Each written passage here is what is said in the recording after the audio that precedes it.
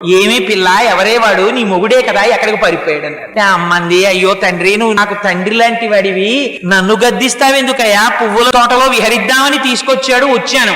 ఆయన ఎక్కడికి పారిపోయాడో నేనెక్కడ చెప్పగలనండి. ఆయన ఎక్కడుంటాడన్నారు. ఎక్కడుంటాడంటే ఏం చెప్పని, కొండలంతా ఉంటాడు, ప్రపంచమంతా ఉంటాడు.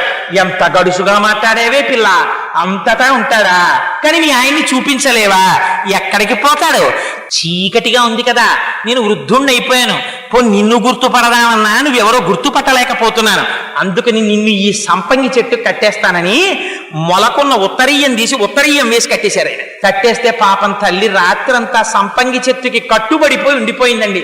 ఏమా తల్లి కర్మ, ఆ తల్లి కనుబొమ్మ కదిలితే ఐశ్వర్యం వస్తుంది.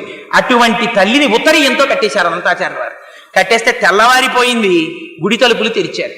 తెరిచి లోపలికి వెళ్లేసరికి స్వర్ణ లక్ష్మి కనపడలేదు. కనపడకపోతే అర్చకులు తెల్లబోయారు. వెంకటేశ్వర స్వామి వారు చెప్పారు, పాపం అర్చకుల్ని నిర్బంధించి కొట్టబోయారు. కొట్టబోతే అప్పుడు ఆలయ అధికారులకి చెప్పారు, అర్చకుల తప్పు లేదు, అనంతాచార్యులు కట్టేశాడు, వెళ్ళి అమ్మవారిని తీసుకురండి అన్నారు. అంటే ఎలా తీసుకురావాలి, కన్యాదానం చేయడానికి పిల్లని తీసుకొచ్చినట్టు తీసుకురావాలి, అనంతాచార్యులు అలా తీసుకురామనండి అన్నారు. అందుకని 8 ఏళ్ల పిల్లగా మారిపోయింది. సంకనెత్తుకుని వచ్చారు అనంతాచార్యుల వారు.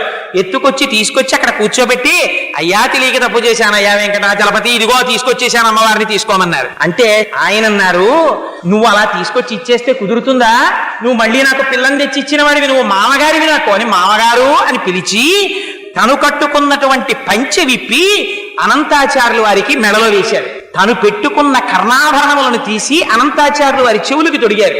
తన మెడలో వేసుకున్నటువంటి హారములు తీసి అనంతాచార్యుల వారి మెడలో వేశారు. అదిగో ఆ అనంతాచార్యుల వారంటే అంత పరమపావనమై ఆయనతో సాంగత్యమును అనుభవించిన వారు.